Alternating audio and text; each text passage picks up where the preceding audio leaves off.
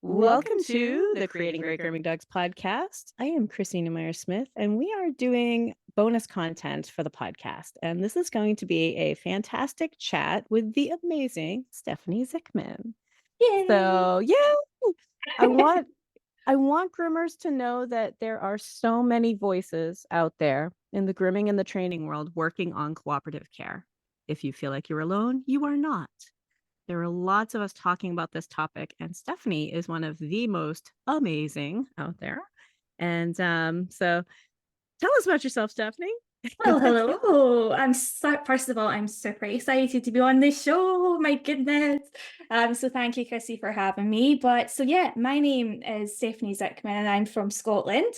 And I run the International Academy, the Holistic Grooming Academy, which is all about cooperative-based care for dog groomers, and their dogs. So yeah. Yeah, very exciting and very different type of courses and stuff than what I do, which is part of what makes it interesting. The UK has a whole different type of terminology and different groups, and it's kind of nice to bridge the gap, you know. So tell us about your program. So my kind of signature program is an online-based CPD course, so Continual Professional Development course, which is accredited through IPET. So IPET is an awarding body in the UK. Okay. And it consists of roughly 320 CPD points or hours. So groomers basically are taken through 10 kind of very specific units covering different aspects of canine behaviour, communication, safe handling, positive training, all of those kind of lovely kind of cooperative-based methods and techniques to make grooming a less stressful experience. And it's endorsed by the Groomer Spotlight, which I'm really proud of because I don't know if you kind of know the Groomer Spotlight, but I'm not familiar. they kind of advocate for a regulated industry, and obviously our industry isn't regulated in the UK.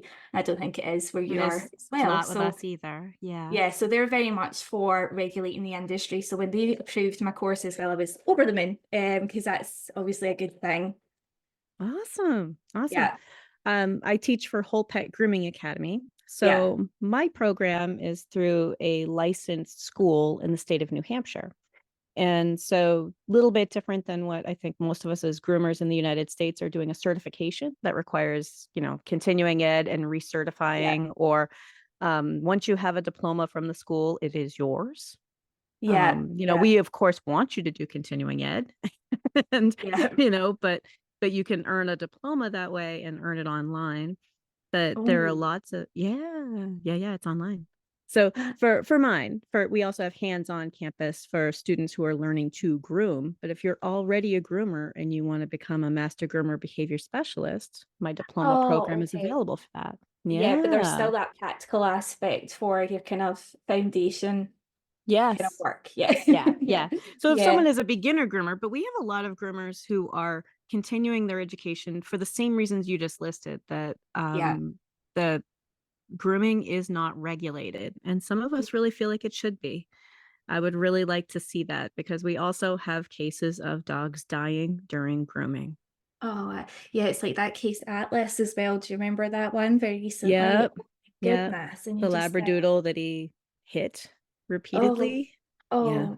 Well, and other cases too, where it was there was a dog that died during a nail trim. And because he came in muzzled, and they had him, strapped up high and strapped out in front. And I think I really feel for those groomers. They were just watching a dog who they thought was wiggling because of his nails. And they did neck damage to him, probably. I don't know if there was ever an autopsy done, but he lost consciousness on their table and was not revived. See, we talk an awful lot about neck, the significance of the neck, particularly when it comes to neck nooses, because obviously you have that vagus nerve, and continual pressure on the vagus nerve is causing a whole host of issues long term for the dog. So it's trying to come away from the use of neck nooses to actually identify the significance of the neck. And grooming loops in general. Well, so in the United States, we're calling them grooming loops more often than neck nooses, because people get really Yeah. People get really worried about like, you put a noose on my dog, Yeah. but the grooming loops, and we have some new products. I don't know if you're familiar with the Trach Saver. It's a little No. bit like it's two loops that go over each front leg, and it's more like Right. a harness that Oh, attaches okay. to your grooming loop. Yeah. And that's a wonderful tool. But as any tool, there are some dogs that it's not going to be easy for. I have a couple dogs with some back and shoulder problems, and it's not a good choice for them. Yeah. you And know, that's and it, isn't it? It has yeah. to be approached based on the individual needs of each dog. It can't be a kind of one size fits all approach. And that's probably what you kind of teach Mm. as well as I do. Yeah. Yeah. Yeah. Yeah, absolutely. And there's so many tools out there too, and I'm sure you feel the same way, but I see it as you have to think about how that individual pet is experiencing that tool today. Yes. Yeah. Some dogs like the grooming loop. Yeah. One of my guys will lean into it just a little bit, but I think he's using it to feel like it's a railing, like he's up on a table and he's up high. He's like, a little bit of connection makes him feel safer. He'll lean into it no matter how much room you give him. Yeah. He's like, I just need to feel like there's something there. Yeah. And, but if you were to look, you might think that maybe, it's too tight, but It's just the way he's positioning his body. I think as yeah, well, there's a significant aspect when it comes to introducing tools the right way, rather than just expecting dogs to accept various different tools. Yeah. absolutely. Yeah. Absolutely. I mean, grooming is scary. We should Mhm. expect dogs to have difficulty with it until they prove that they're okay with it. Yeah. Yeah. Because it's weird. We're touching them all over with weird stuff and things. It's like a And, scene from the Saw film that, it is. It's like a torture chamber, isn't it? Oh my gosh. I mean, if you don't know what's going on, and I think many of our owners think it's this miraculous thing that they could hold their dog's attention for a 2-minute sit. What we're Yeah. holding their attention for an hour or Yeah. two, maybe Yeah. three, depending on Yeah. what is happening with that dog. Like that's not something they're used to. It's not something that they're usually prepared well for. Yeah. And, when Sometimes they we don't talk even to have the groomers, capacity to have that attention, for that long. oh, yes, yes. Yeah. Like those adolescent dogs. You start Oh, working with them yeah. as puppies and then they hit adolescence and their patience level is lower than it Yeah. will ever be in their entire life. And people think, what happened? They ruined this dog. We've been working with him and now he's 7 months old and he can't handle it. You're Yeah, because he's absolutely 7 fine up months until old. that point. Yeah. Because I he's 7 also, months old. the people that come in with a 6-month-old dog and they say, I'm wanting to have my puppy groomed for the first time, and you're going, that puppy is no longer a puppy. That's a True. teenager. Yeah, yeah. Um, And when I talk to dog trainers, I kid around, but I'm like, all right, so quick quiz. A dog comes in for their first grooming at 5 months old. Are they early, on time, or late? And trainers Ah. often don't know that that's late. Oh my goodness. No. Yeah, because everybody thinks they know what dog groomers do.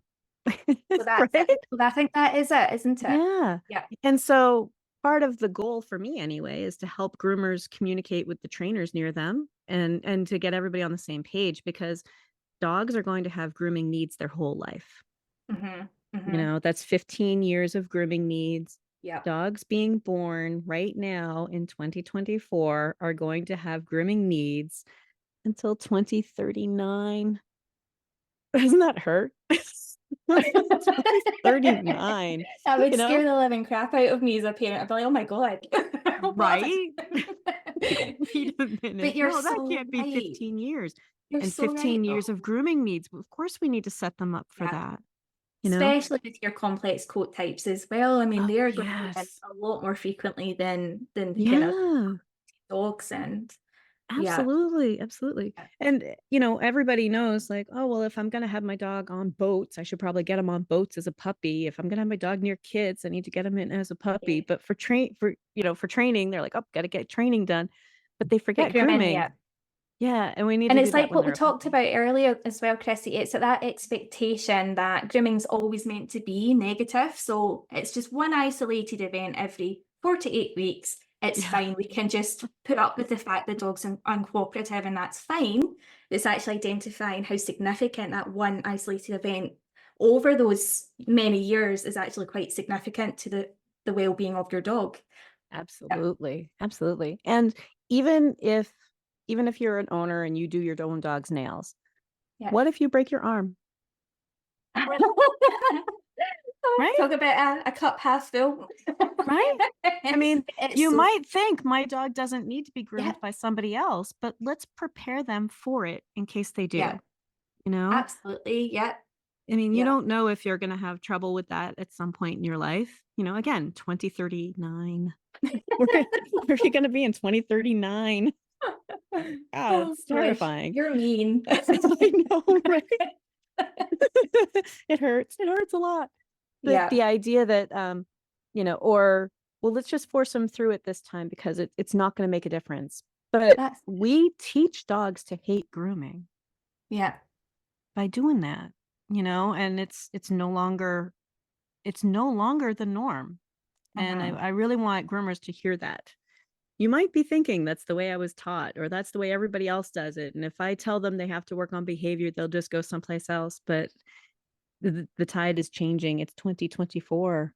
We got to stop Yeah. doing things like we did in the 1900s.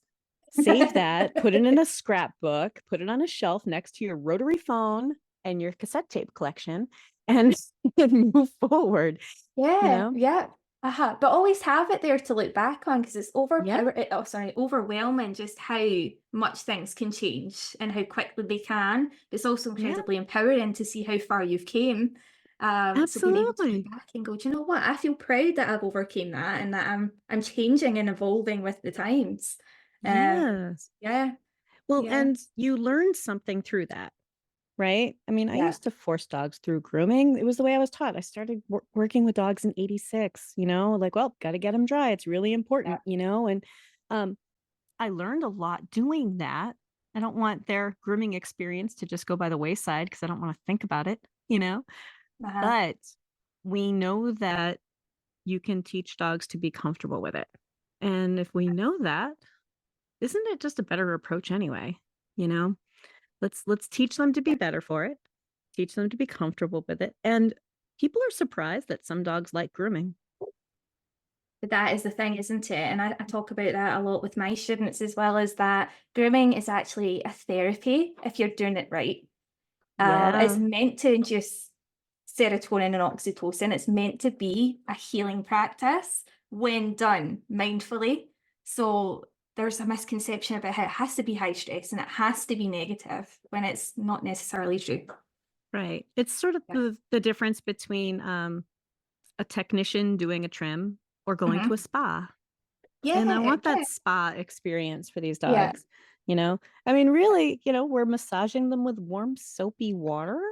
How bad could that be? And brushing. Wish Brushing someone would feels massage me good, with warm soapy water. right? It doesn't sound that bad. And No. and then we are brushing them. And I had a kitty. I adopted a kitty years ago. She's now passed, but she was 9 when I adopted her, and she didn't know anything about being brushed, but she loved brushing.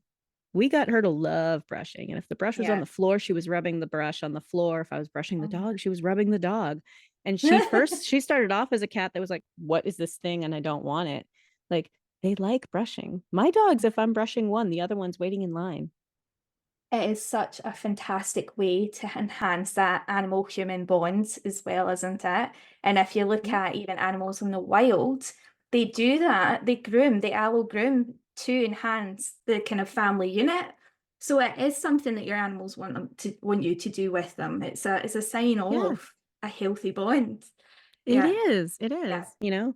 Um, thinking about dogs that live together that groom each other, yeah, yeah. you Or know? the dog that licks you as well as a form of grooming. Yep. Um, you Yep. know, One of my my guys husband must hates think it. I'm very dirty. I don't know. Yeah, yeah. My husband, he hates it. He's like that. Stop licking. And I'm like, she loves you. That's why she's doing it. Yeah, But yeah. yeah, uh-huh. That this level of touch doesn't need to be uncomfortable or unpleasant. But if we think about it that way, then we've kind of normalized the idea that it must be uncomfortable, and it doesn't have to be. Mhm. I mean, it can be if they're really Oh matted, or yeah. if they're sore, or mats between toes. I'm super ticklish. I can only imagine what dematting between my toes would do. you know, but you as an owner, when we're talking to our owners, like tell them like the goal is for the dog to think like this is just normal, Yeah. relaxed and normal. Mhm. If you live with a dog, you don't need to brush every bit of your dog in one sitting.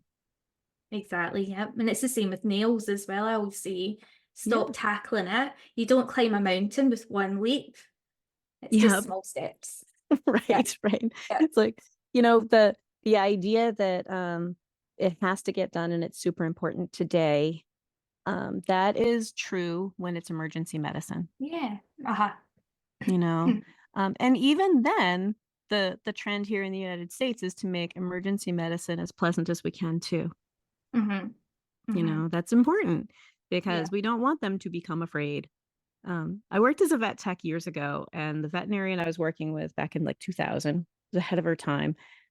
She would have, after like a spay or a neuter, she would have people come in about once a week for cookies and just put them on the scale for a weight. Oh, So their wow. lasting impression is for something that was kind of uncomfortable, right? I mean, you try to keep them as comfortable as possible, but they had an experience Mm-hmm. that they left going kind of woozy, and bringing them in and building more good experiences like, nope, we're just going to come in, say hi to the vet, say hi to the techs, get a weight, Yeah. get some Uh-huh. cookies and some fun time. And her clientele was pretty amazing. Yeah. No expectations whatsoever. Yeah. Fantastic. Yeah, Yeah. exactly. Mhm. And they were pretty amazing. My Mhm. dogs love their vets. That's good. What is that sarcasm? No, they do. They Oh, do love their they? vets. Yeah. They do. Yeah. That's Yeah. amazing. Because Yeah. I would just bring them in and it's like cookies and fun. Unfortunately, I not to throw my vet under the bus, but they love it that there are a couple dogs that are super happy to see them. So they encourage all of the jumping and stuff that I don't want. But I'm like, you know what? It makes me Ah, look like a terrible trainer, but at the same time, they're just thrilled that these dogs are thrilled to see them, and they yeah, encourage yeah. all of the bad stuff and give them the cookies. And but when something does happen or when something is sore, my dogs are really good about it because Yeah, these are because they friends. trust those people. Yeah, Yeah, these are friends. These are in the trusted zone who are going yeah, to try to help them. And even us as groomers, if we spend time making friends with some of these dogs, it's a huge difference. It's a yeah. difference between the stranger doing something weird or my friend Chrissy doing something weird. Yeah, totally agree. Honestly, and I think that more people have to be aware that that sort of thing does work, though. I think people are put off with the idea of wasting time. They think that that's a waste of time. It's Yeah, just, yeah. you just think more And people know that I idea. present to all of you listening or watching the idea that fighting with a dog every single time they need to get something done, that's the waste of time. Yeah. That's a huge waste of time. That's like saying, "Oh no, not again. I ran out of Mhm. gas. What could I have done?" Well, you could have gone to the gas station and prepared a little bit better. Yeah. Like It's it's a that huge waste of anticipation as time. well, isn't it? On the lead up to that dreadful vet appointment or that dreadful grooming appointment, you're on your Yeah. nerves. Like you're dreading it. Yeah. Yeah. I mean, we should be preparing for helping them through it. Yeah. And I don't know I don't know how you like to teach it. I think we all teach it a little bit differently, but I think there are so many voices out there talking about this right now. But I try to tell people, my own customers, can you give me 3 grooming sessions with Yes. letting go of any sort of what he looks like or what we accomplished and just work on behavior? Can you give me 3 grooming sessions to show you that this can work? And 100%. it doesn't mean that we're going to complete it in 3 grooming sessions. I make that very, very clear. Every dog is different and we don't know how long it'll take. Yeah. But every time I've done that, after 3 grooming sessions, owners are like, I am seeing a difference. I really had no idea that we could change it. Yeah. You I'm know? quite similar a setup to you as well, Chrissy. I have to say, minimum 3 sessions, but I say to them to fully expect between 3 and 6 sessions if we want to see some significant changes. Yeah, But yeah, absolutely. I think majority of dogs, you'll see it quite a significant difference within the first 3 sessions if you do it the right way. Yeah, absolutely. yeah, Absolutely. And sometimes an owner just needs to see that it's possible yeah. because they've been told it's not. well, he's already 5. He can't learn. I mean, as a dog trainer, when I'm wearing my dog trainer hat, people are like, they'll call you about the puppy. Like, boy, I hope he doesn't have the habits my older dog does. But I Uh-huh. was doing private lessons in people's houses, and I'm like, oh, I work with every pet in the house. So Hmm. he's going to be in here in this lesson too. And their 5-year-old is learning stuff because they just didn't know that dogs could continue learning.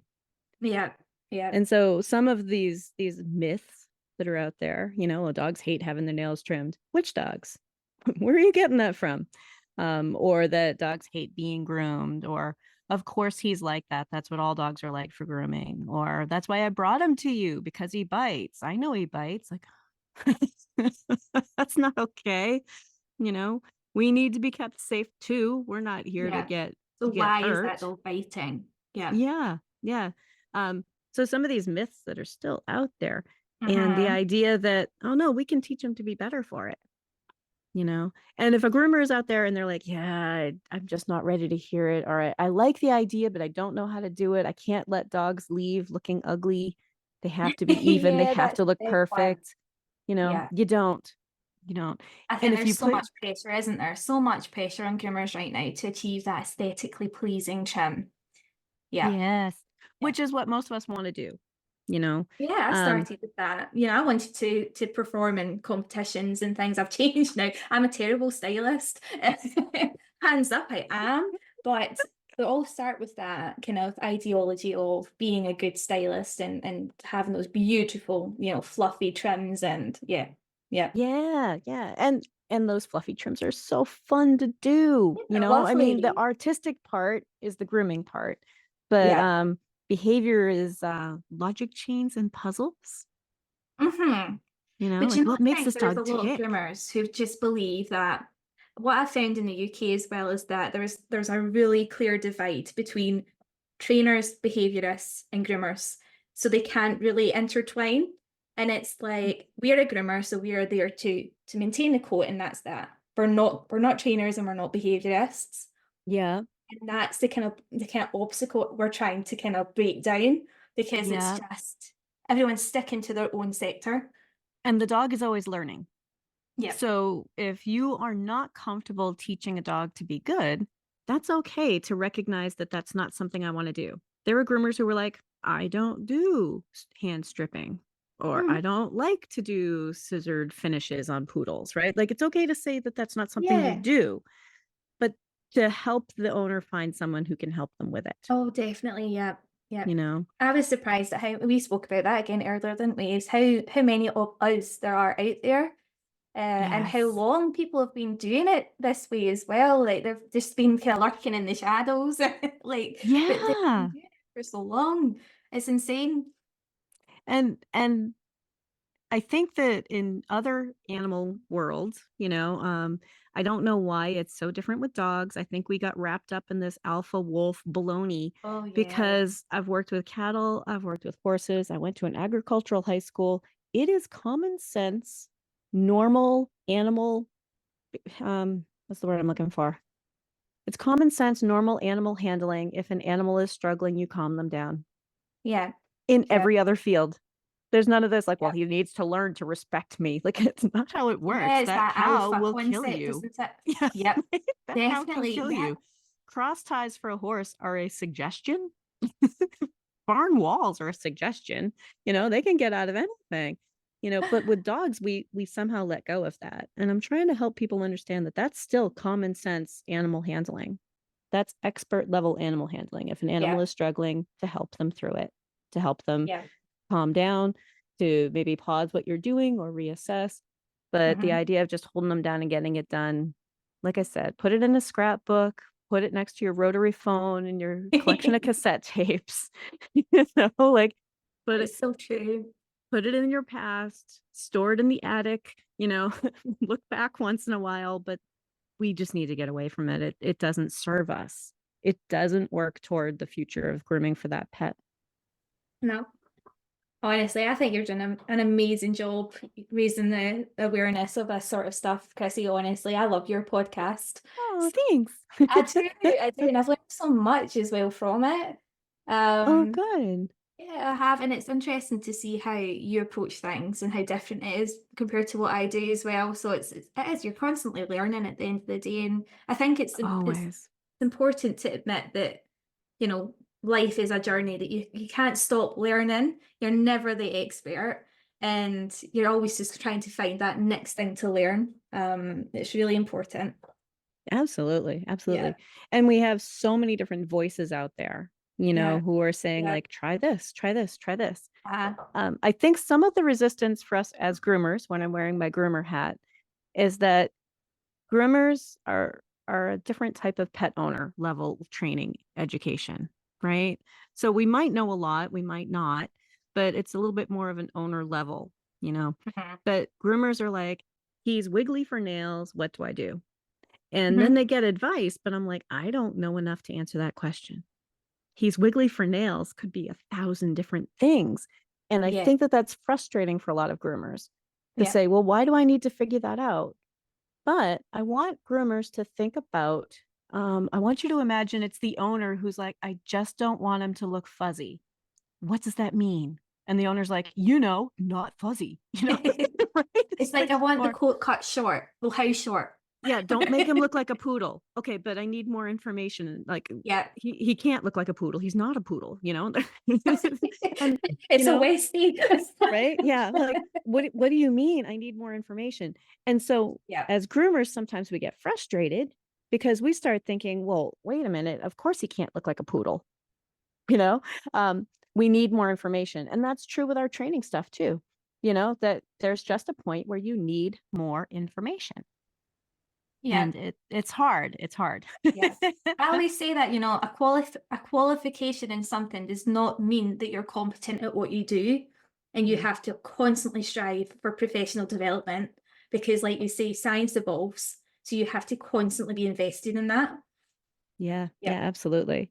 Absolutely. And so earlier you had mentioned the word behaviorist, and I Yeah. wanted to discuss that a little bit. We have different terminology in different areas of the world, Yeah. but in the United States, a behaviorist is a veterinary specialty. So like think Yeah. behaviorist, dermatologist, cardiologist, right? A veterinary specialty or a PhD, Yeah. sometimes a master's, but it's not trade level work, it's Yeah. academic specialties. And trade level, like the dog trainer version, is behavior consultant. And I find that a lot of groomers are like, oh, he needs a behaviorist. I'm like, that's like saying he What? needs a dermatologist because the dog is matted, like, wait, whoa, pump the brake, you know? Um, there's probably a behavior consultant who's Yeah. happy to work on that.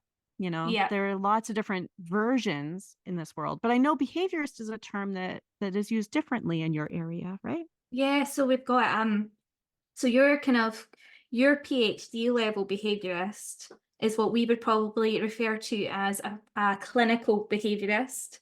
So Oh, these are, okay. individuals that work in the veterinary sector, and they probably will have like a master's or a PhD.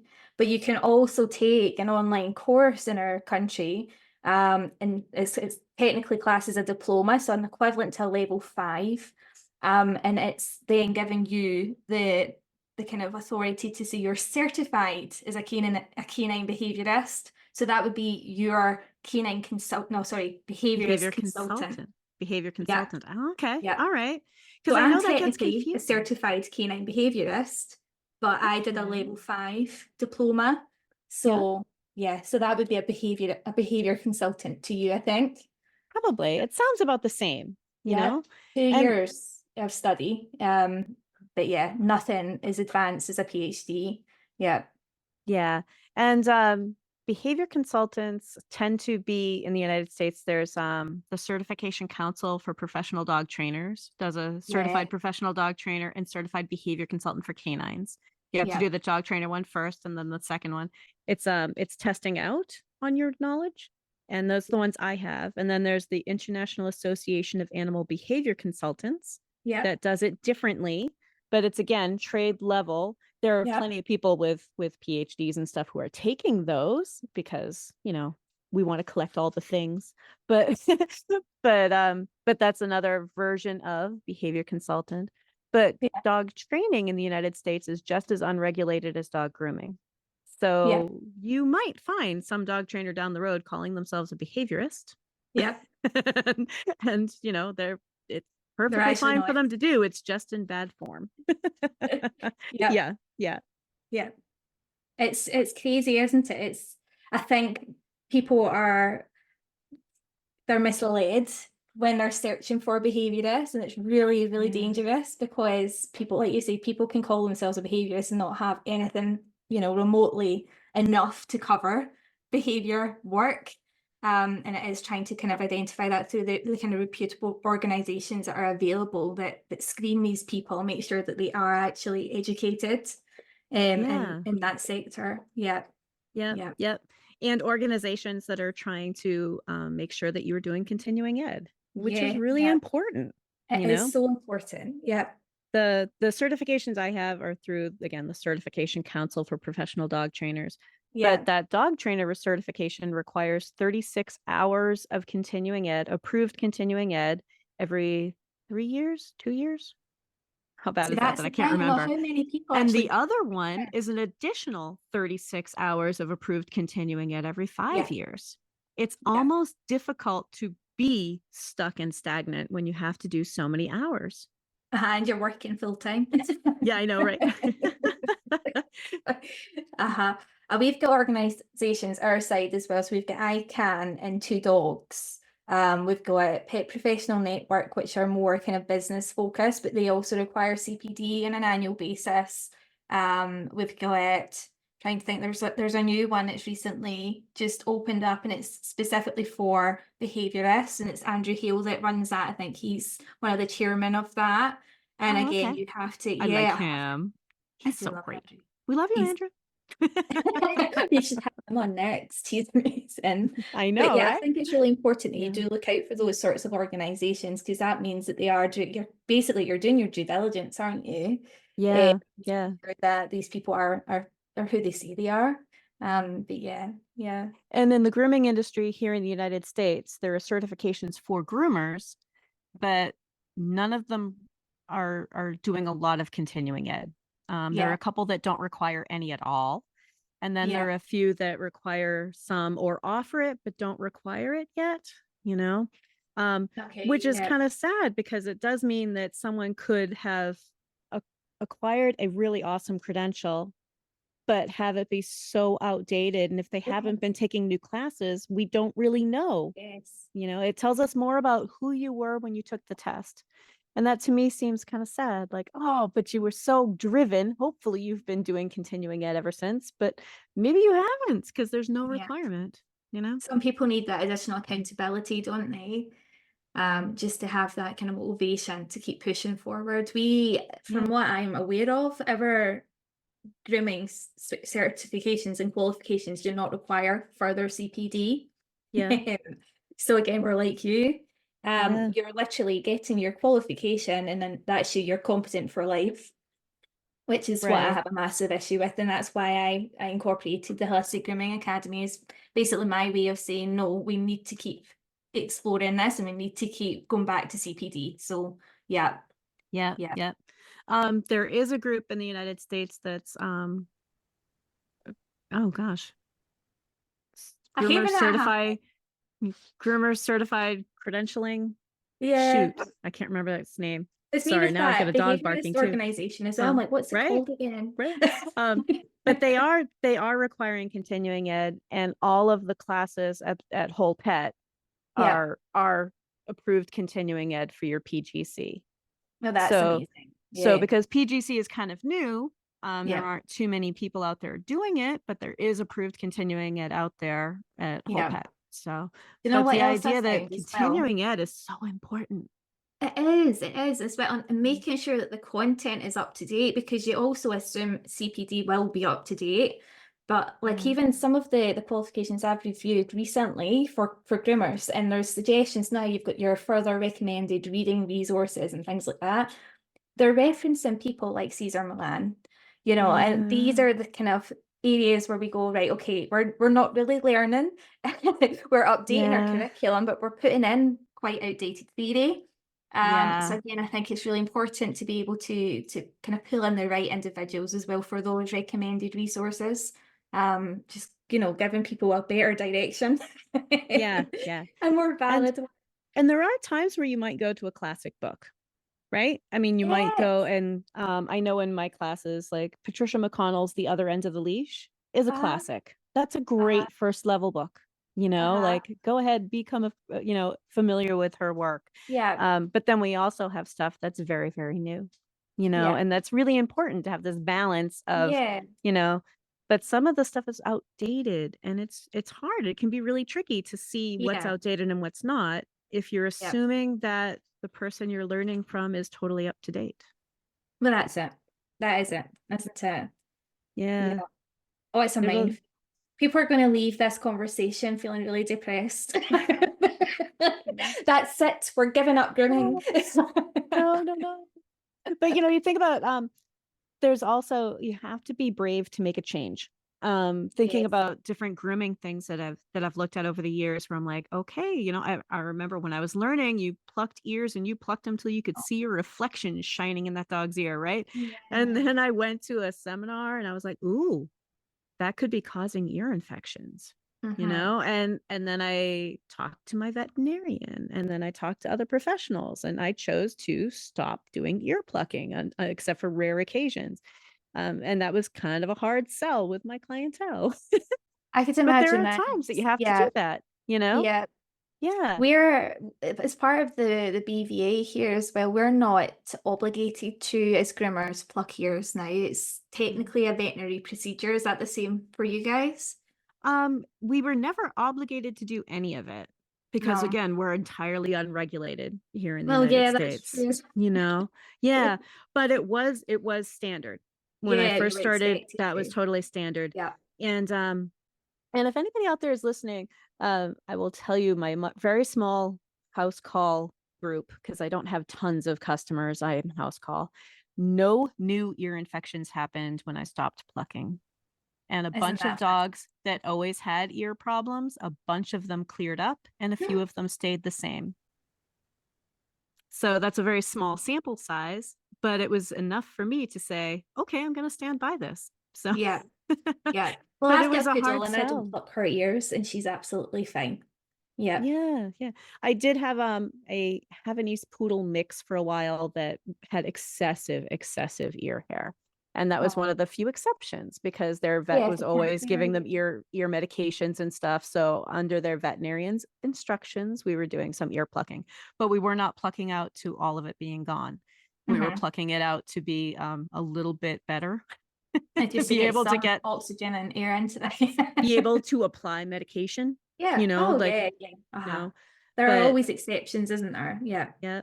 But that's a comparison to when we're telling you to tell owners that, hey, I am not going to hold him down and do his nails with a muzzle on while he screams, even though we used to do it that way. And that's Yeah. really hard. But there are other times that we've done that. We're like, okay, it's a hard one to say, but um it makes us feel icky because then we have to kind of say, you know what? I learned a different way of doing it and I'm no longer willing to do it that way. I think that is one of the kind of blockages on the road, isn't it? It How do we is. change the way we do things and convince dog parents to kind of hop on board with that? How do we explain Yeah. without saying Yeah. that we've been doing it wrong this whole time?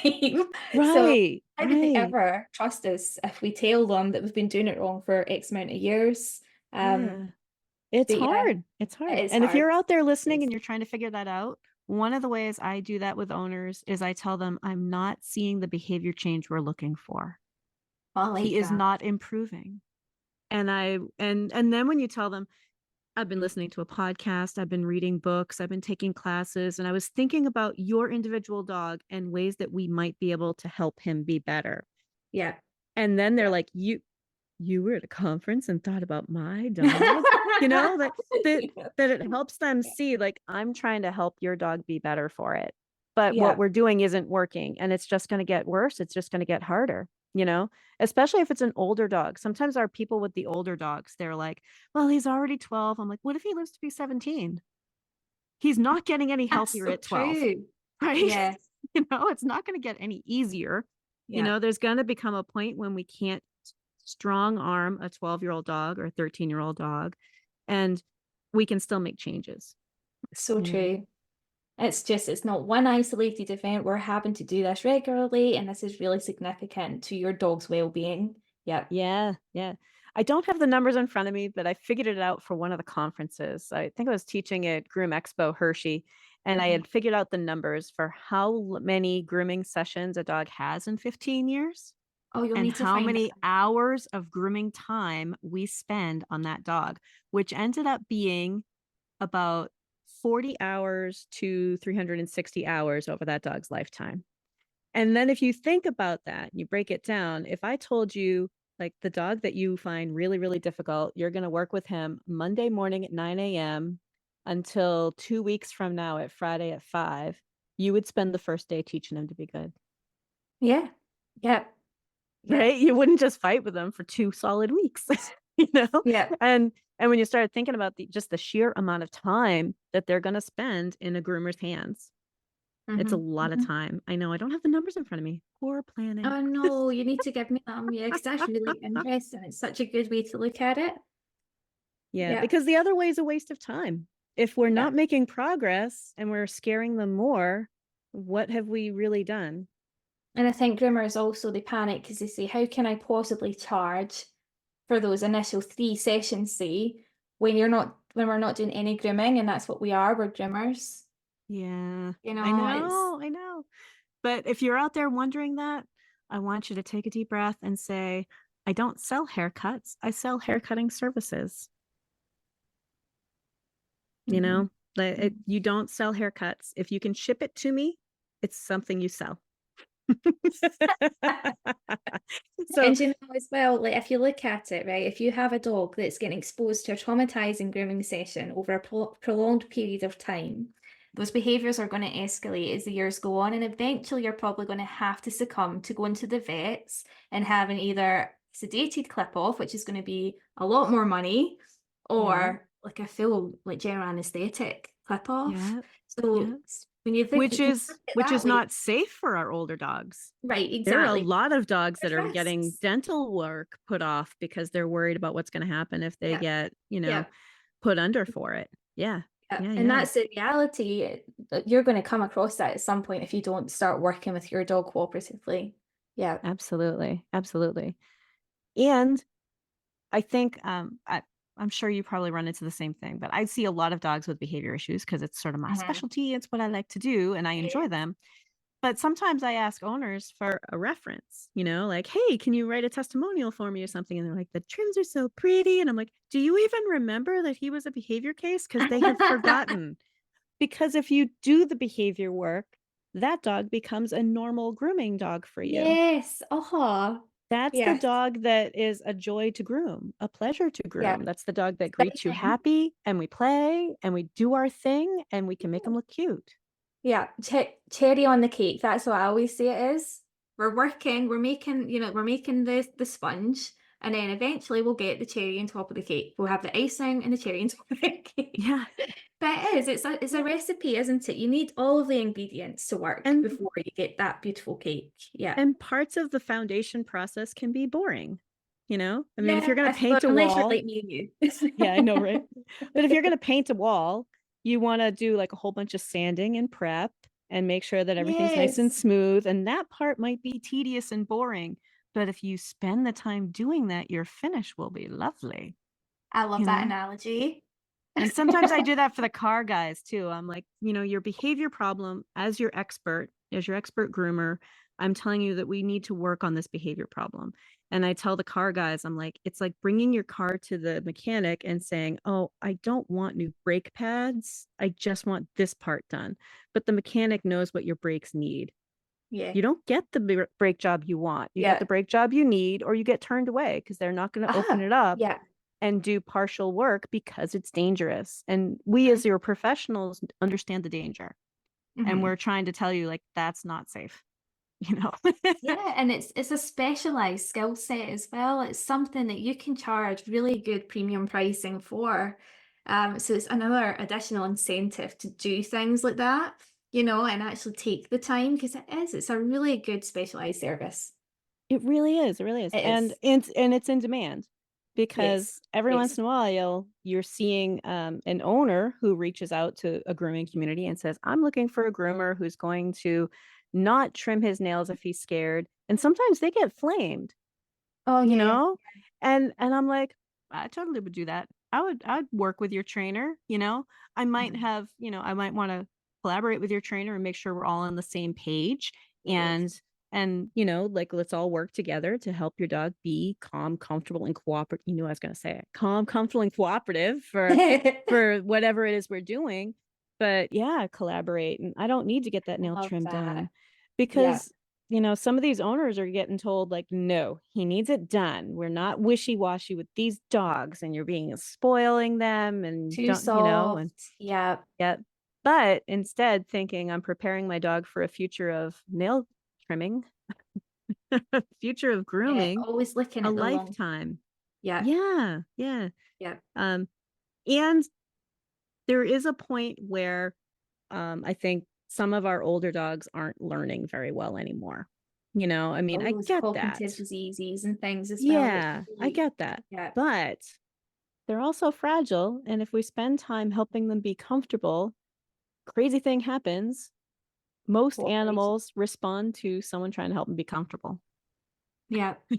Yeah. Well, that's a funny concept, isn't Isn't it? it? So wait, Yeah. she's trying to help me be comfortable with it, you Yeah. know? Mm. Yeah. Ah. And they do respond well to it. And you can make modified grooming sessions, you know? Oh, yeah. Yeah, absolutely. And I think that sometimes groomers are like, oh, but it's going to take so much longer. I want you to consider this idea if you're out there listening. If a dog can't handle the regular amount of grooming, why do you think he can handle an extra hour?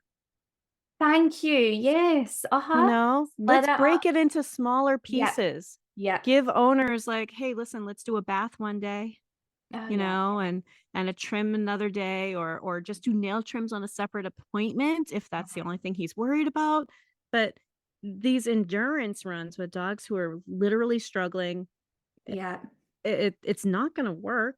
I mean, And we see, have I used to so do many that, decades of evidence it doesn't work. Yeah, no, you're so right. Years ago, I used to do that. I used to think, "Do you know what? I'm going to take my time and I'm going to, I'm going to add on an additional hour and it's going to be fine. So I'm going to break it up." But then you forget that, shorter attention span, if you've got an older dog as well, even more so. You've got bladder control issues as well that you have to think about. And there's just so much. Why not just split it up? Why not? And you Yeah, actually, you yeah. won't get that because you're a house call groomer. So they're already in there, trusting, safe environment. I've worked in lots of shops, so yeah, I get it. So there you, well then, yeah, Yeah, it's like, yeah. why don't you adapt it to that then as well, rather than having that elderly dog travel into the salon? Why don't you house call and go there? And that's one Mhm. thing less for them to worry about as well. Yeah. Yeah, which is another place where we as dog professionals can collaborate. There are Mhm. times when someone's like, "Oh, I really want him done house call," and I'm like, "You know what? I'm not sure house call is good for your dog. I Yeah. would rather you go to some of these elderly dogs. I'm like, I would like to do him in 10-minute bursts, but unless you're willing to pay me to sit on your couch and drink coffee in between when he's resting, like it's not I'll really a take good use of, I mean, I will if you want me to, it. but in a shop environment, Yeah. he could come out in like little 10-minute increments and go back into a doggy bed in a crate and Yeah. Yeah. be managed differently. And we need to be willing to say that, like, hey, Yeah. let me find the right situation for you. And I in think my it's adaptation, experience, isn't it? those owners remember that you helped them, and those owners refer people to you. That's it, word of mouth, isn't it? Yeah. Yeah. Yeah. And those other businesses are like, huh, well, that doesn't seem like we're in competition. That seems like we're colleagues, you know? Exactly. Yeah. You're allies. You're no longer competitors. Yeah. Yeah. Yeah. There are plenty of dogs. Oh, trust me. Oh, yeah. Oh my goodness. I don't know about you, but see, after lockdown, oh my goodness, what was it like? Oh my gosh. Yeah. Yeah. That's I mean, insane. there are still groomers out there who are very, very competitive. And I kind of feel sad for them because they're missing out on a community. Yeah. I think it is fear, isn't it? It's It fear. is. But hopefully they'll listen to this podcast Oh, I hope and so. yeah, and they'll feel more inspired, I don't know, to make friends. I Well, think and to see that there are I'm lots of different ways to do things. Yeah, no, definitely. And I think we all bring to the table different skill sets, don't we? And it's like you say, we can then reference and recommend other groomers when it suits suits us to do so. I mean, I've had so many dogs come through the doors that are, really well behaved, absolutely fine for grooming, but they want like that show standard trim, and I'm like, yeah, not me. And I'll Right. transfer. Yeah, that's it. You go away to some, so and so down the street who's amazing at that, and it's absolutely okay. And equally, she'll, pass on trade to me. So it's beneficial. But Yeah. Yeah. yeah. And when we're talking to like dog trainers, as a groomer talking to a dog trainer, or dog trainers talking to a groomer, to remember that that other person is a professional also, Mhm. and that they don't necessarily know your job. So, to step back and go, okay, let me educate you about my part of this care of this animal. And then we can talk about your part of the care of this animal and be on the Yeah. same page, because we can't expect groomers to understand some of the training procedures that are out there. I'm going to use an example because I think it's so common for groomers to be like, well, wait a minute, you want me to, we've got like a dryer under our armpit. We're holding a dog's leg in one hand. We're switching between a brush and a comb in the other hand. And some trainer tells us we need a clicker and treats. And we're like, with what hands? And right? Use your Like, mouth, your yeah, imagination. I mean, you could use a raised button clicker underneath one foot and have treats pop off your brush. I mean, Whatever, yeah. like, but if you're at that skill level, you're probably not asking training questions, and I think that sometimes because those two fields don't talk, it can be really abstract for a groomer. They're like, I don't understand how I can do that or why that would help. What's the bigger picture? What does the goal look like? And for trainers to understand that, but while we're working on that, he does have grooming needs that we need to address now too.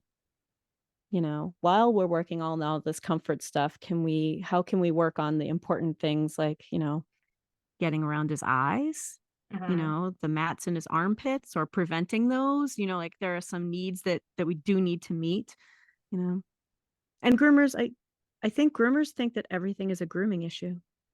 If Yeah. you walked down the street and you saw a dog that loses his mind if a dog is in sight from like 100 feet away, I want you to think, I wonder what he's like in a grooming shop with a bunch of dogs. you know, like, you might be thinking you have a grooming problem when really you have a dog with another type of training problem that, of Yeah. course, is going to show up when strangers start touching his feet. Yeah. Yeah. It's not an isolated event. Yeah. It's Yeah, so yeah. so fascinating, isn't it? It's like it is. It's trying to connect the dots and realize that everything's connected. You've got an uncooperative Yeah. dog in the grooming salon, the chances are he's struggling outdoors as well, and it's trying to work with, like you say, the professionals to have that consistent, synchronized kind of approach to care. Yeah. Yeah. Yeah, and there are so many common problems out there. And trainers have a blind spot, and or at least many trainers do, which is, as a dog trainer, we're used to seeing dogs that the owners know have a problem and have made at least one step to fixing it. Groomers see the dogs that are like, oh, he would never let me near him on the couch if he had a toy. And you're like, who lives like that? But it's like they live with dogs that they can't touch sometimes. And they're Yeah. like, well, I paid $5 extra to get his eyes done. Unrealistic expectations, isn't it? A lot of the time, that's what we're handling, and it can be Yeah. the leading cause of burnout in our industry. It's just constantly that kind of pressure on us to just do something, just get it done. Yeah. Yeah, yeah. Yeah. Just hit my mic there, sorry. I know. Bang. Bang. For emphasis. I know Pow. I'm getting enthusiastic. I'm throwing my arms about. I'm a terrible speaker. But yeah. But I think I don't know what it's like in your area, but in my area, sometimes by the time a customer gets to me with a behavior problem, they've already had 2 or 3 other groomers say, Yeah. oh, we don't do it that way anymore. Yeah. So I'm not the only voice out there. Yeah. They're hearing it more and more, and it's becoming more mainstream. So the safety in numbers, like, listen, guys, it is becoming more mainstream for groomers to say, Yeah, what, oh, we definitely. need to work on this behavior. This is important to work on. I'm not just gonna, add 3 people and a muzzle. Mhm. And also, I think owners think that a muzzle means their dog has now been rendered safe, and that is not true. Oh my goodness. I know there's a fine line between safety, physical safety, and emotional safety. Yeah, you Mhm. might control a dog, but that's not safety. Yeah. Right, right. Yep. Well, and even if they are muzzled, there are lots of ways for them to hurt us. Oh, yeah, yeah. And there are lots of ways for them to get hurt. There was a dog who died during a nail trim, and he was muzzled. I know, it's I have no crazy. words. I just I have know. no words. I I know, think a it's lot so of sad. groomers are told and they're made to believe that physical restraints can solve all the problems, and it's that false sense of security. Um, yeah, Yeah, it's. yeah, absolutely, absolutely. Do you This not think our, idea our that we industry is can muzzle. undervalued? It's like we don't actually give ourselves enough credit for how much there is to it. Yeah. Um, it's a minefield. Well, and we are sometimes trimming like a couple of millimeters away from an injury, Yeah, you I know? always say that. Yeah. Pain, one of the leading causes of uncooperative dogs in the grooming salon is unresolved or unidentified pain. Mm-hmm. Yeah, Yep. yeah. Yep. And if we're trimming like that little bit around their eye or next to a Mhm. lip or that could be millimeters away from causing an injury. Yeah. We are up close with sharp things. You it always surprises me, but I've had so many people who aren't groomers go, but can't you use like clippers or something? Like clippers are sharp too. They are? Like, yes, Imagine, everything can imagine cause getting told that. Yeah. damage. Like Mm-hmm. if it cuts hair, it can cut dogs.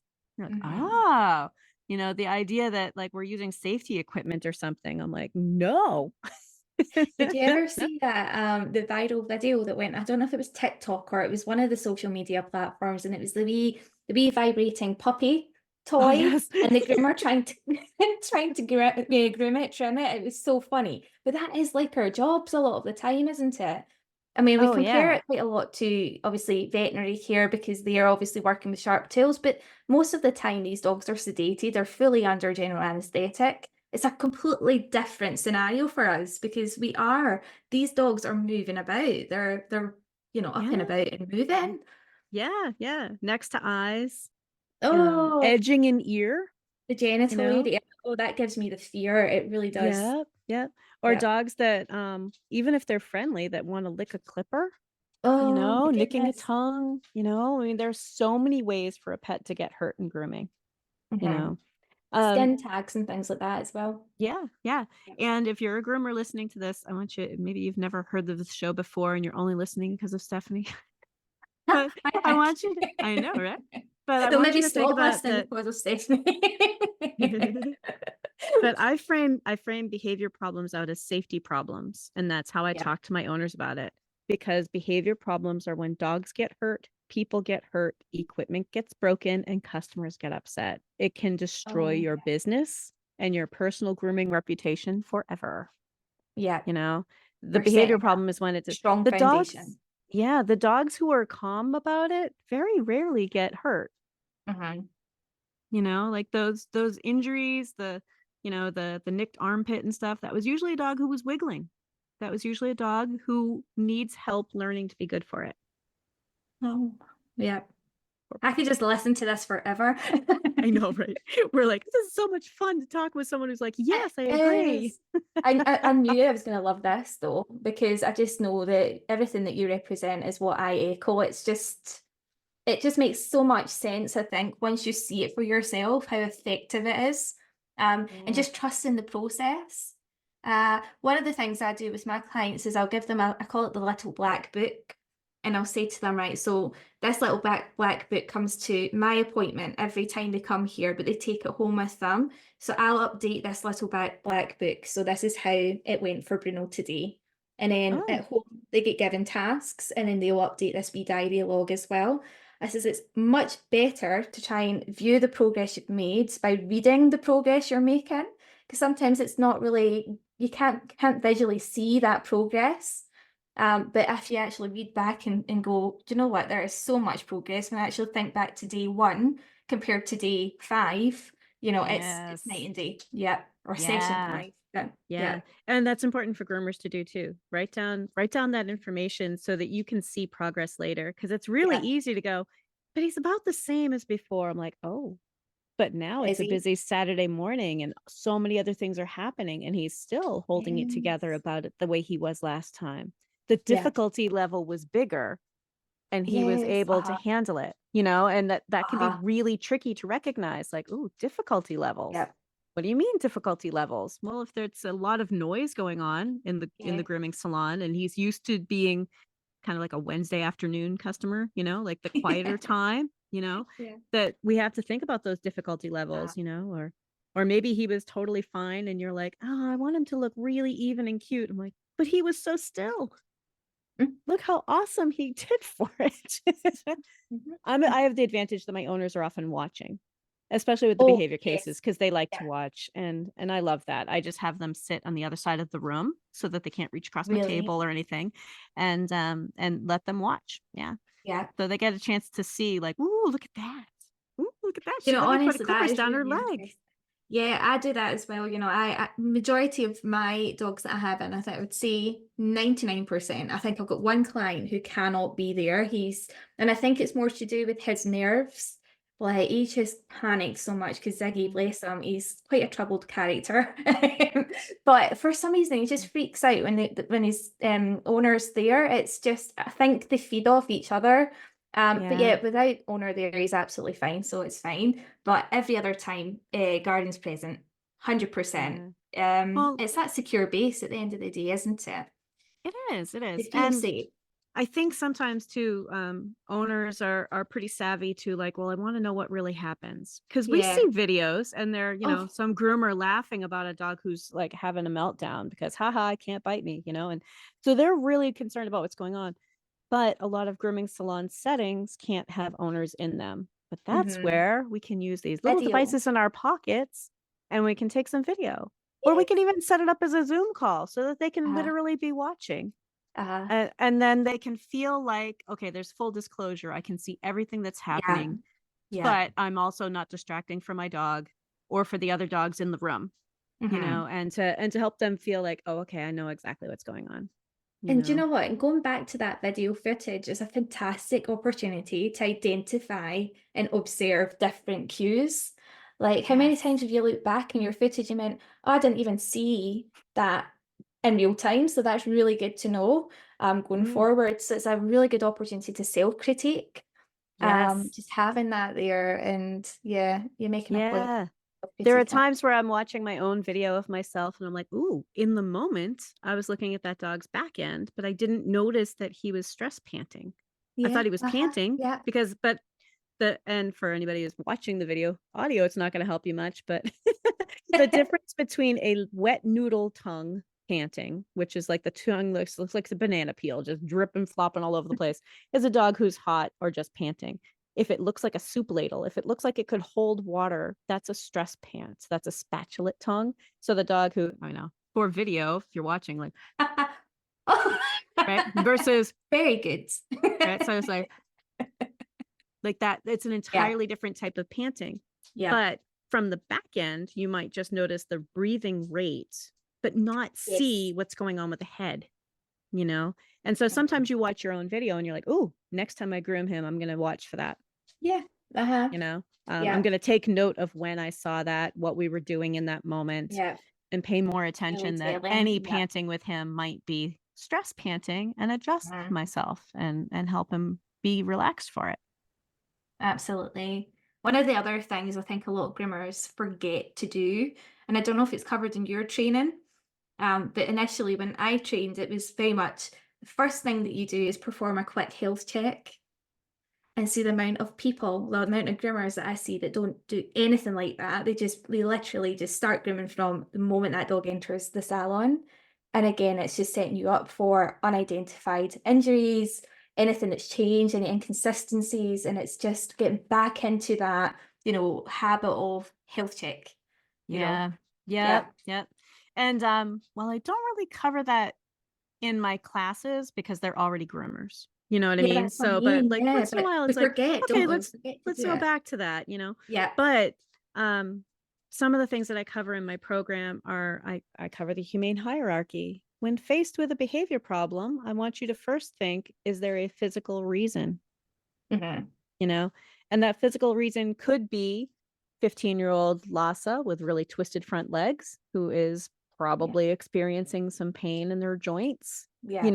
that some of Yeah. the reasons are physical, and it's really important to always think about that one first. But yeah, I do Yeah. teach them the humane hierarchy, We use it in our training behavior plans. So we use one very similar. It's the hierarchy of dog needs, which is basically the kind of Okay. reinvented one that Linda Michaels uses, but it's based on the same thing. It's the exact, pretty much the same thing. Yeah. Yeah. Least intrusive, minimally aversive concepts, you know. And the idea that we really have to think about every aspect of this dog and not just what we're trying to get done, you know. Yeah, the holistic perspective. Yeah. Holistic perspective. Yeah, absolutely.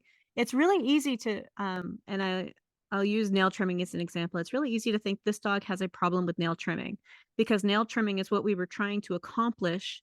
Yes. And we're having trouble getting done. But there are a lot of dogs that have some other issue, and no amount of massaging their feet is going to change the issue if it wasn't about their feet. Mm-hmm. You know, one of my guys came to me. He was almost 3 when I got him, and he was used to people petting him on the head. Like, why would someone touch my shoulder blades? What could we guess about a dog who freezes up when you touch his shoulder blades if we reach for his foot? Yeah. Right. And then people go, oh, yeah, imagine he probably wouldn't be more comfortable with the foot than he is with shoulder blades. You know, he has a bigger problem that we worked through. You know, you forget I can touch you sometimes that anywhere. pain transfers, doesn't it? And we compensate a lot for pain as well. So there's going to be that kind of, you know, overall kind of weakness there that we have to try and link. Yeah. Right. You know, I think we all know at least one human being who doesn't enjoy being in a crowd and doesn't enjoy hugs. But what could we assume about them being tackled on a football field? They're probably not going to like it. Do they have a problem with tackling? Well, yeah, but they also don't like being in a crowd and don't like being hugged. So we probably would not ask them to be out there playing tackle football. You know, some of these bigger problems that we get laser focused on what we were trying to accomplish when we encountered difficulty, but the dog has been having difficulty for a while. Yeah. Ah, my gosh. We could talk for hours, couldn't we? I know, right? Back again, same time next week. I know, right? But that's why it's important for us all to think about like safety in numbers. There are so many professionals out there who are out here teaching this, talking about this, trying to make it so that groomers have access to really good, solid foundation information. You know, you have a Facebook group and you have interviews that you do all the time. Tell us more about what you got. Honestly, Chrissy, I think I've not shut up in the last couple of months. It's ridiculous. I said that to my husband earlier, I'm actually sick to death of hearing my voice. Never. We're never sick of it. But yeah, I mean, do you know what? It's like you though, try and get out there and spread the message and just give people the confidence to start talking about it. Because like you say, there's so many people doing it and just afraid, I think, of speaking out and raising awareness of it. So hopefully this episode's going to encourage more people to kind of come out of the woodwork and actually help spread the message and know that they're not alone. So yeah. I hope so. Yeah. But because, you know, it can be really hard if you feel pressured to get beautiful trims done. Yeah. But that's not really the full scope of the job. No. You know? I always say it's grooming and styling are two different things, but they're two sides of the same coin. You have to set the foundations of grooming, which is what you would refer to as behavior work as well, and then have the styling that comes after it. Once you set those solid foundations, you can then look at the cherry on top of the cake. You know. Yeah. You know, and it doesn't all happen at once. No.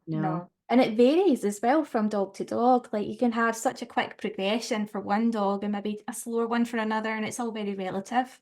And it's not necessarily anything that you're doing wrong. And I think as well, it's also important to be able to say, do you know what, this time I'm just not suitable. I'm not equipped to handle this, and I need to refer on to someone more experienced, you know, or more capable. And that's not failure, but that's just being responsible, you know, and being, you know, true to your own capabilities. Yeah. And actually, if you're a groomer out there, you might not realize this, but there are a lot of trainers that don't do aggression cases. And everybody who is not a trainer thinks that that's what dog training is. Yeah. It's just working aggression cases. But there are a lot of trainers that don't at all. They're like, that's not my specialty. I'll send you to somebody else. I like to teach obedient stuff, sits, downs, and nice, reliable teach you how to be a nice, reliable pet in the house. But, And that's there are so your many choice. specialties. Yeah. Yeah. Yeah. We went into business to have that control over what we want to do. So we should never feel pressure to do everything. Yeah. Oh, totally. Yeah. Yeah. I feel like Yeah. I'm listening to myself. Like, you're my kindred spirit. I know. Every time we've talked, it's like, we should record this. I know it's been so long, hasn't it? It's not even funny. But I you know know, what? we I keep have to be meaning to. completely honest with you, Chrissy. I was a wee bit like, oh my goodness, this is imposter syndrome. Like, I can't talk to Chrissy. I felt the same way. So we're in Oh, good oh, don't you company. dare. We're Don't. in good company. Like, Yeah. oh my God, Stephanie's gonna give her time to talk to me. That's Of course crazy. I have. I'll give you it again But anytime. But see, the thing is, next time I have to come over. I'm going to fly over and see you. oh, there we go. There we go. We can It's set it up so insane. that we all meet up at one of the conferences. Do you know what? Ooh. Absolutely. Yeah, that is Yeah. totally, because I don't get out much. That's the thing. Yeah. When you've got young family at home, it's hard. But yeah, definitely on the cards one day. So hopefully we'll get to see each other in person. Yes, I Be hope nice. so. I hope Yeah. so. Because, that message is out there and you are one of Yeah. the strongest voices out there saying like, no, really, Yeah. we can do better and it's better for the groomer and for the dog and for the owner. I Everybody. would I would argue that the care that we put into their pet is excellent customer service, even if the trim isn't pretty. Yeah. Yeah. Yes. Actually, Yeah. you know what? I've not had one person, one of my clients yet. I'll say that, and then, next week I'll end up having a complaint. But not one person has ever complained about my grooms in terms of the styling. And I can tell you for a fact, they're not perfect. So, like, because Yeah. I'm terrible for, oh, you know what? Maybe I should have worked better for, maybe a symmetry there is not quite right. Or but then you kind of nip yourself in the bud and you go, no, like, that's not what it's about. Yeah. Yeah. Yeah. Like, Like, oh, maybe yeah. one of these days I can get her to look cute. And her owner's like, she is cute enough.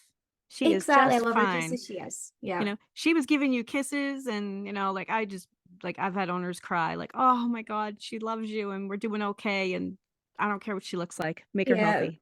It, Yeah. it really is good customer service. And once in a while, I you'll get have an it. owner who is like, no, I don't care. I've done this with all of my dogs. Put a muzzle on them. Maybe you need a stronger alpha to get this done, and some of those people, I'm like, it's not safe and I'm not going to do it that way. It's Yeah, not and you have safe. to learn It's to say not no. effective. I'm Yeah. sorry I couldn't convince you, but I'll fire an owner. I won't fire a dog. 100%. I think that is in it. It's like you Mm. say, you can't feel pressurized to do something if it goes against your own values, because like you're never going to sleep at night doing something that you're uncomfortable with. I think you just know. Yeah. Yeah, Yeah. I wouldn't miss any sleep, to be honest, if I said no to someone Yeah. like that. And as dog groomers, we say no for other things, right? Uh-huh. Oh, he's Yeah. totally matted, but I want him brushed out and I need to pick him up in 2 hours. No. Yeah. Like, no. Mhm. I know his nails are really long and it'll make him bleed to cut them, but I want him cut down to the right length. Some of the show people used to do that. I'm like, no. But listen, you don't need a professional to do it wrong. Have you ever, cut your nail like too close to the quick? Oh my gosh. There's nothing Yeah. painful. It's so Yep. painful. Yep. And we tell them no. The owner that wants some crazy haircut that, we're like, if we're like, no, no, no.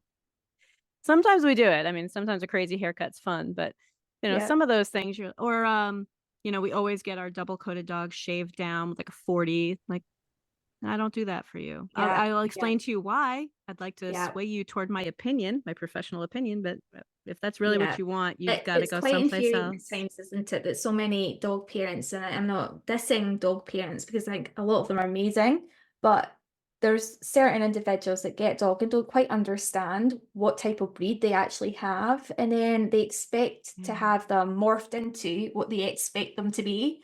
It's like what you just Yeah. said there. Let's just shave the coat down. It's double coated breed. Like, do you understand what that means? Yeah. And they don't. Yeah. And they don't. Yeah, They don't. yeah.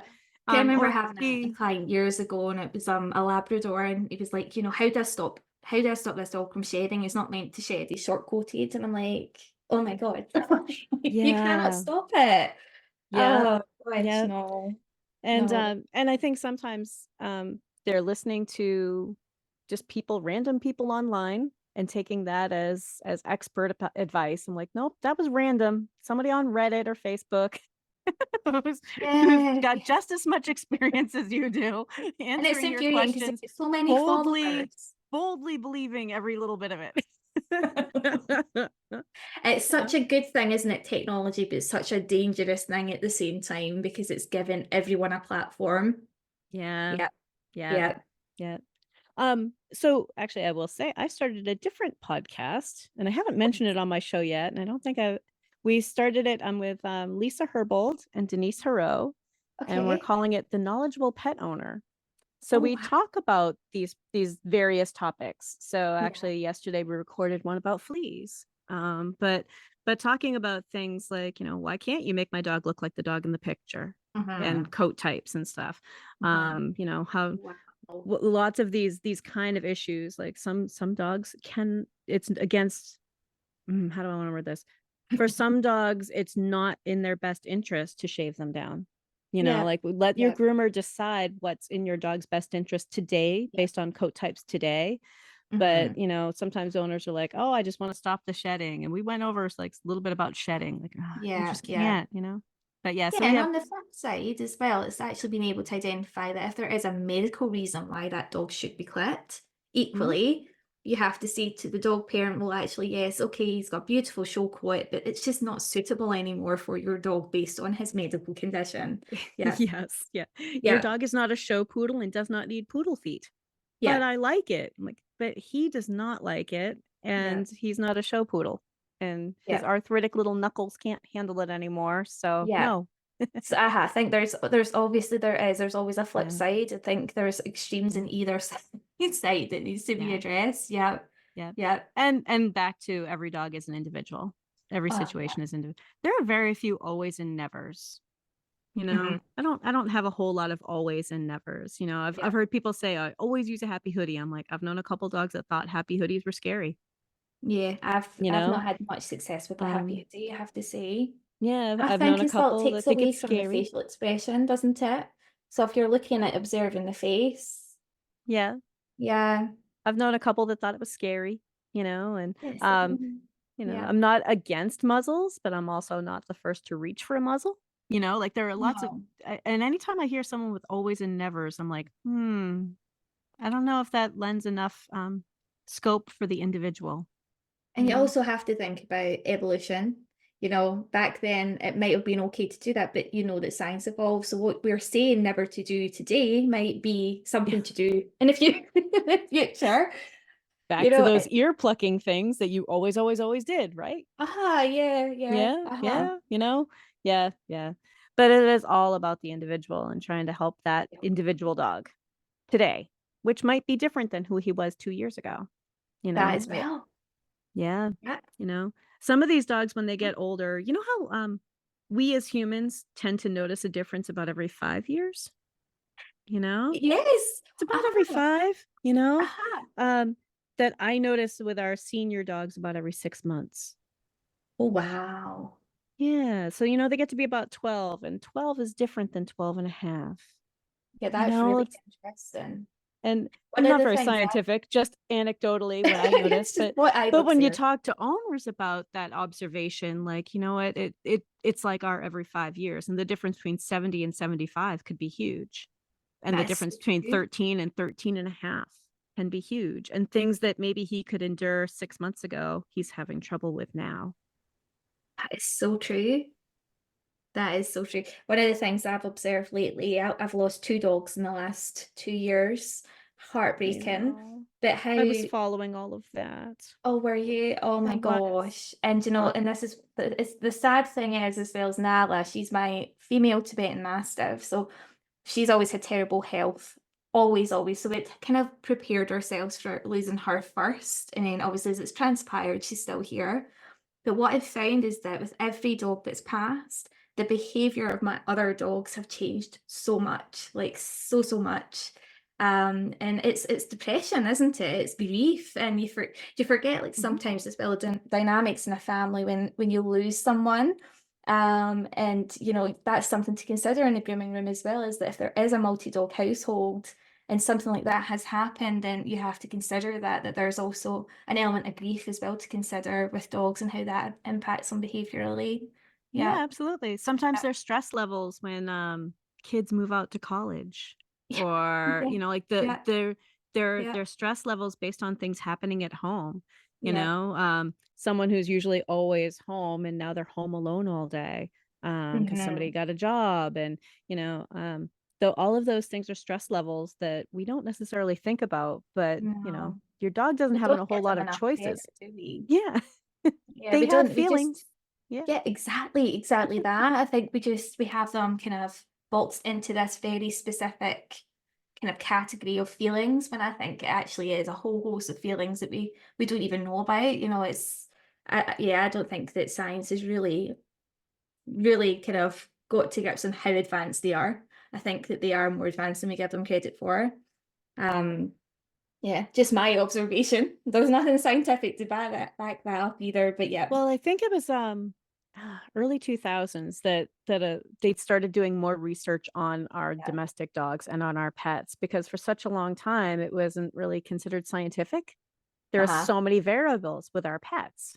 There's so many variables that it was really hard for them to say, like, okay, well, how would we limit the scope of this? Because Yeah. every household is different. It's not like, these dogs in cage A, we can totally monitor what they do, but the Canine Cognition Project and, things like that, there's so much more research into Yeah. this rich life of our dogs. And personally, like, I mean, I love all animals, but I think dogs are pretty epic. They Yeah. really are Yeah. unique. They are, aren't they? I mean, what other Yeah. animal could adapt so well into our society? Like, you don't really give them enough credit for that at all. Like, it's insane. It is. It is. Yeah, And they deserve the best from us. they do, and that's why we're here. And that's why That's what we're we're here. doing. Yeah, we're And that's trying. why we're encouraging other professionals to give it a try. Give Yeah. it a What is go. it? Male Angelo said, "Do the best you can until you know better, and then when you know better, do better." Yeah. It's such a good mantra. Yeah. It is, it is. And if you've been doing it in a way that now you look back and go, "Oh my God, I was stressing dogs out." Listen, you're in good company. I have been Yeah. there. I have stressed dogs out. I look back and go, "Oh, if I knew then what I know now." Yeah. But I also have to forgive myself for doing the best I can with the knowledge I had. Yeah. Definitely. And I'm the same. I think everybody can see that. Nobody can see that they haven't done something to cause an animal a form of distress. So yeah, being Yeah. more compassionate, I think, to ourselves. Yeah. Yeah, yeah. And to people who haven't really necessarily made the change yet. Yeah. It's really easy to look at a professional who's still saying, well, we're going to muzzle him and while he screams and we're going to get it done, and to look at them and maybe be judgy, but instead think like, oh, They're just not how ready can I yet. reach you? Yeah. Yeah. How can I Yeah. reach you? How can I inspire you to try something else? You know, Yeah. I kind of want people to, even if they don't agree with the kind of things I say on my show, to tune in, to be curious. Yeah. Be curious. What if it helps you with just one dog? And the rest of the time you're thinking Chrissy and her freaking snowflake, like, and that's okay, But what if it does help with one dog, Yeah, you try and know? prove me wrong then. Yeah, go and try it and see what happens. And if it doesn't work, then fine, keep going as you are. But yeah, I think it'll work. Yeah. Yeah. Yeah, but I think it'll work. Yeah. Yeah. We don't hear your dogs in the background. I know you keep looking over. We don't hear them at Oh, all. honestly, because I'm dead paranoid. Nala's right. No? Nala's hilarious. Nala thinks she's a lion. I didn't realize until I went to Africa. When was that, last year? And I can honestly, the lions are amazing. So you hear them all the time, and they're just talking. That grumble. Nala does Yeah. it, and Oh, it's yeah? like nothing. She just lies there and goes, "Rrr, rrr, rrr." And I'm like that. Oh my Wow. goodness, can you hear that? Nope, But we she's don't not hear it at doing anything. all. She's just lying down. And she's just laying So. down. What kind of dogs do you have back there? Get So really excited. I've got Nala. She's the female Tibetan Mastiff. She's a big red ginger dog. And we've got Lola, the miniature poodle, and we've got Honey, the miniature dachshund. Oh, wow. So That's an I've got a interesting mix. little mix of pups. Yes, I have. And oh my goodness, I'm terrible. And Honey wasn't meant to happen. I microchip puppies as well, so that's something that I do on the sideline. And I went up to this breeder's house to microchip Honey and came back with Honey. So my husband didn't know a thing about it. I just left her sitting in the kitchen, and he came in and he hadn't noticed for about 20 minutes because she was so tiny. And she just sat there for ages, really quiet. And then it wasn't until about 20 minutes had passed and he turned around and he was like, what is this? It's like, well, that's Honey. But yeah, do you know what? It's hard, isn't it? I think they're contagious dogs. There's something about them. Yeah, yeah. I have border collies. I have Brock and Poe, who are now 11. One of them's almost 12. One of them just turned 11. And yeah, I keep telling my husband, I'm like, time to start thinking about the third dog. He's like, there's no third dog. No. We're not gonna have 3 dogs at a time. It's I'm like, hard, this is the isn't good it? time to think about it. Yeah. Where these dogs can show a newer dog the ropes, Yeah. He's like, Oh, do he'll you know come what? around. I had 2 border collies. They were siblings years ago, and it was when I was with my ex as well. And we lived in a farm, and the farmer he had working collies, and the collies had puppies, and I used to go and help him look after the puppies. And then one day I got a knock at the door, and he arrived with these 2 puppies. Like, there you go. This is just for all the kind of help you've gave me over the last whatever months. And I was like, oh my God. Unfortunately, at that time, I was still very young, so I was 18 at the time. And my partner at the time, he was 10 years older. When we broke up, he basically took the house and I moved back with my parents, and he got the dogs, and I was heartbroken. So yeah. Otherwise, I would have still had them, but oh my gosh. And they lived, I think they're still alive. They'll be a good age. They'll be about 12 or 13 now, won't they? Yeah. Wow. Yeah. The border collie I grew up with lived to be 18. Well, a month shy of 18. Yeah. And my last border collie lived to be 14. So what's the secret? For the 18-year-old? Yeah. That my mother fed her crap and just got lucky. No, I don't know. honestly. Right? Yeah. Yes. Then the 14-year-old got like all the best of everything, and I often wonder with that, because my mum's dog, she was 20 when she died, my mum's childhood dog, and that was the same. It was the scraps off the dinner table that she got her whole life, and you think, it was junk food and crap and canned whatever. Yeah. Ugh. Yeah. Yes. I think just fortunate genetics sometimes, because none of them were from a breeder. My 2 current guys aren't either. That I mean, sometimes just a genetic crapshoot, isn't it? Yeah. That's a completely different topic for it.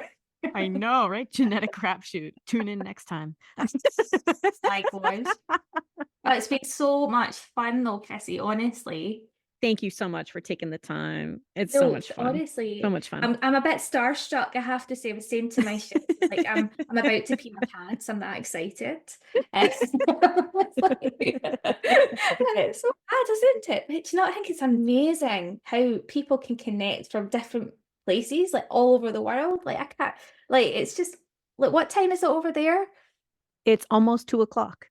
2:00 in the afternoon, and it's you're what, 7 or 8? 10 to 7, 10 to 7 at night here. It's insane. I'm about to I have a student in New Zealand, and we have class on noon on Monday, but it's Tuesday morning for her, and we were always like, what's happening in the future? It's insane. I know. Like I always say that as well, because people say, like, when do you work? And I'm like, all hours of the day, because you've got students all over the world, so you have to be available all hours of the day.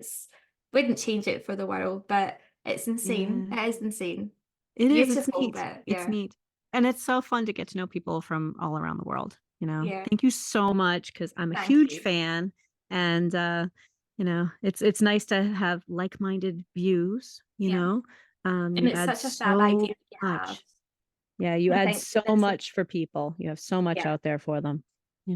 100%. But until next time, I'll come. In fact, you need to come and speak for me next time. Okay. So that's Anytime. another 2 hours. Okay. But no, have a lovely day. Yeah, and we'll catch up again very soon. All right. So again, the Creating Great Grooming Dogs podcast. This was one of our chats. We're going to try to do these more and more often. And this was Stephanie Zikmann talking with us today. Thank you so much. Thank you. Bye. If you're ready to go beyond the podcast, and I hope you do, I've made it really easy for you. If you go to creatinggreatgroomingdogs.com and click on your next step, you'll see all of the options. There's the Scholar Lounge community, there's the Modern Grooming Professional certification, there's Master Canine Stylist and Professional Canine Stylist diploma testings, there's the Behavior Lab for coaching and private one-on-one sessions with me, and of course the Master Groomer Behavior Specialist program. So go to creatinggreatgroomingdogs.com and click on your next step.